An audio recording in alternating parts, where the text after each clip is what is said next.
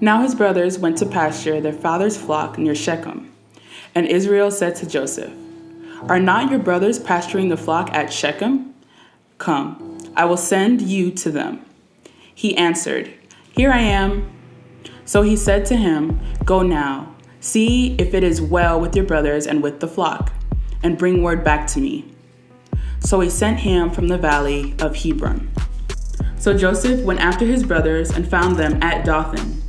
They saw him from a distance, and before he came near to them, they conspired to kill him. They said to one another, "Here comes this dreamer. Come now, let us kill him and throw him into one of the pits. Then we shall say that a wild animal has devoured him, and we shall see what will become of his dreams." So when Joseph came to his brothers, they stripped him of his fancy robe, the long robe with sleeves that he wore. And they took him and threw him into a pit. The pit was empty, there was no water in it. Then they sat down to eat, and looking up, they saw a caravan of Ishmaelites coming from Gilead. They drew Joseph up, lifting him out of the pit, and sold him to the Ishmaelites for 20 pieces of silver. And they took Joseph to Egypt. When Joseph had been taken down to Egypt, Potiphar, Pharaoh's chief officer, the commander of the royal guard, and an Egyptian, purchased him from the Ishmaelites who had brought him down there. The Lord was with Joseph, and he became a successful man and served in his Egyptian master's household. His master saw that the Lord was with him and that the Lord made everything he did successful. Potiphar thought highly of Joseph, and Joseph became his assistant. He appointed Joseph head of his household and put everything he had under Joseph's supervision. Now Joseph was well built and handsome. And sometime later, his master's wife became attracted to Joseph and said, "Sleep with me." He refused. Every single day, she has tried to convince him, but he wouldn't agree to sleep with her or even be with her.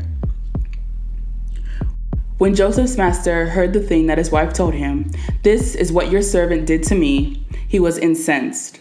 Joseph's master took him and threw him in jail, the place where the king's prisoners were held.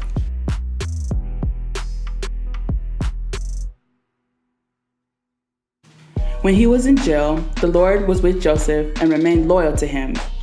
He caused the jail's commander to think highly of Joseph. The jail's commander put all of the prisoners in the jail under Joseph's supervision, and he was the one who determined everything that happened there. The jail's commander paid no attention to anything under Joseph's supervision, because the Lord was with him and made everything he did successful. Sometime later, both the wine steward and the baker for Egypt's king offended their master, the king of Egypt. Pharaoh was angry with his two officers, the chief wine steward and the chief baker, and he put them under arrest with the commander of the royal guard in the same jail where Joseph was imprisoned. After they had been under arrest for some time, both of them, the wine steward and the baker for Egypt's king, who were imprisoned in the jail, had dreams one night. And each man's dreams had his own meaning. And Joseph said to them, "Please, describe your dreams to me." The chief wine steward described his dream to Joseph. "In my dream, there was a vine right in front of me, and on the vine there were 3 branches.